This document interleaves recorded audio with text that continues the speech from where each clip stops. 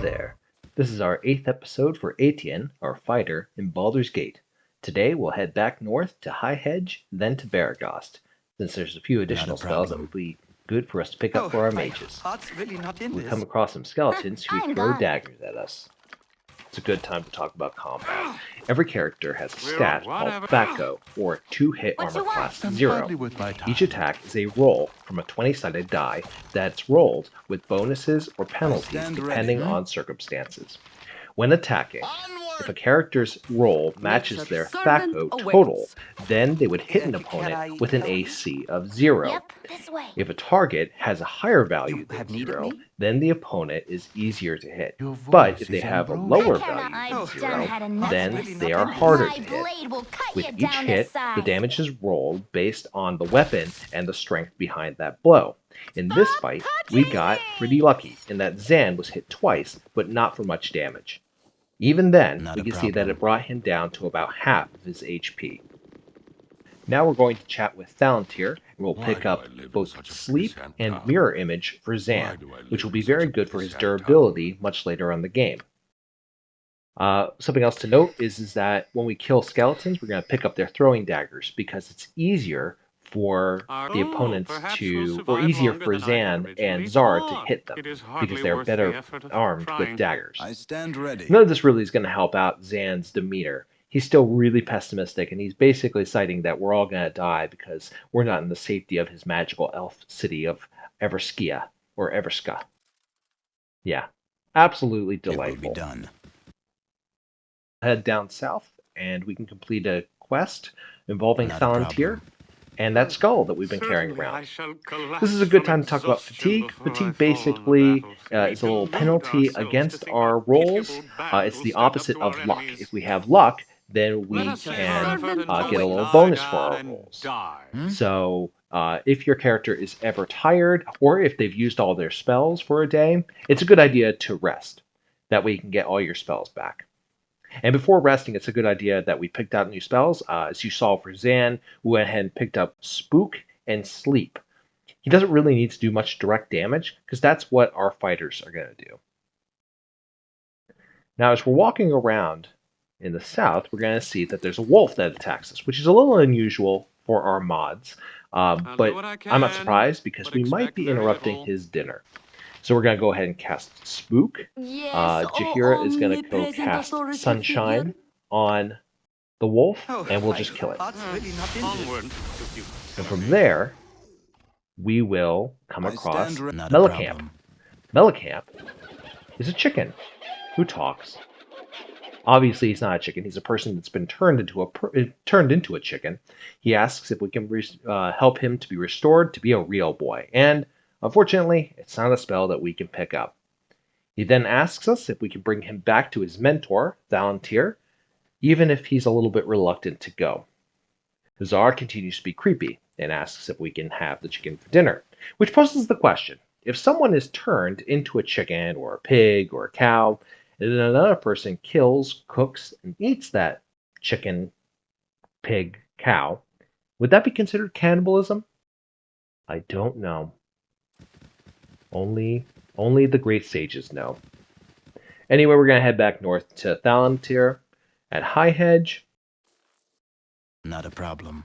Thalantir, of course, is reluctant to talk with us, as always, but we'll tell him we'll sell him a magical chicken for some magical beans. Of course, that's not exactly what happens. We tell him about the talking chicken. He says that there's no such thing as a talking chicken, and it's obviously a transformed person. Yes, we knew that, dude.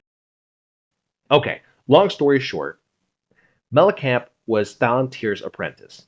Then he stole a bunch of stuff from him and headed out. Then he was turned into a chicken when he fiddled with some magic bracers.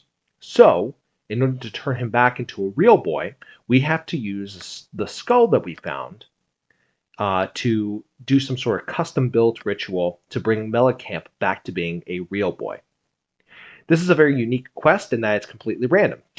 One of two things is going to happen. Either Melicamp is brought back to be a real boy again, we get 2,000 experience and a boost to our reputation, or he's brought back and immediately dies and we get nothing.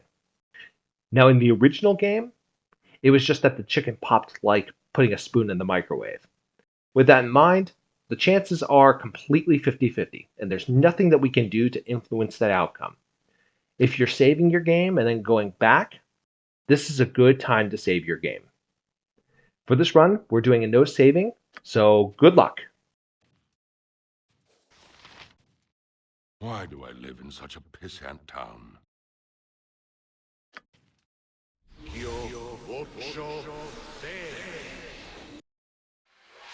And nope. Mellencamp's little heart couldn't handle being a real boy.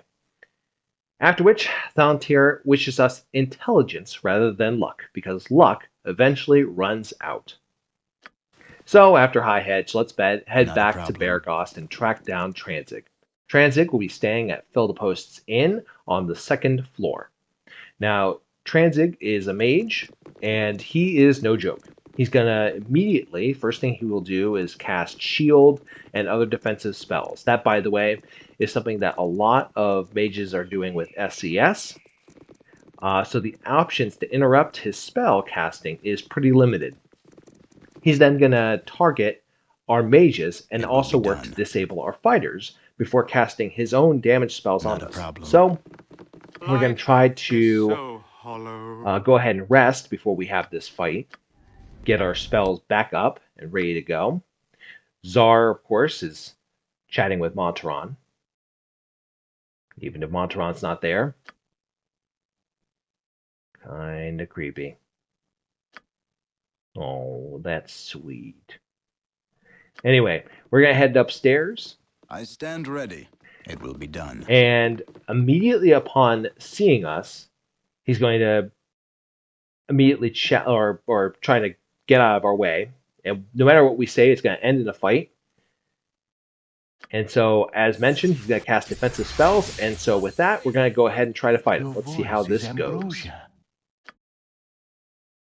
Our quest is vain. You're a queer I've done had enough of this. Yes, oh omnipresent authority figure, as you direct. Not a problem. Can I? I'll do my best.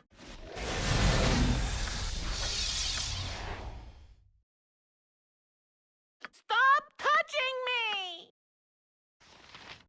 We're all doomed.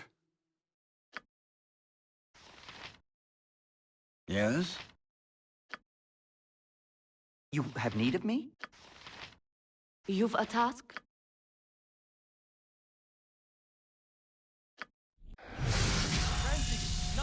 Onward to fun! futility. I stand ready.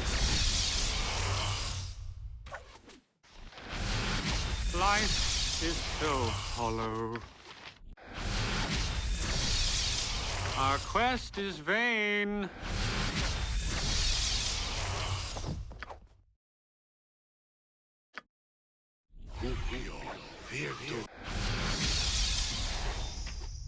Afraid of rubble such as you.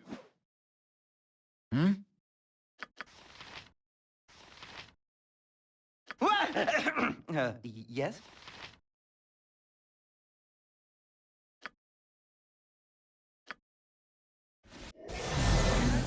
Not afraid of rubble. Yes? Tranzig's not afraid of rubble. What you want? I'm gone.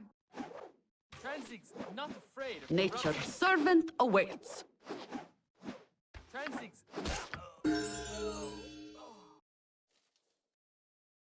Yes, oh omnipresent authority figure. So today was a bad day for mages. Tranzig, Czar, Zan, and Mellencamp all died. But at least our mages can be brought back to life, which is more than I can say for the other two.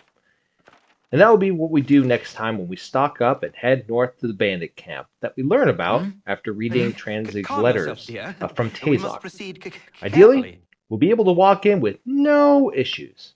After all, that would be the smart thing to do.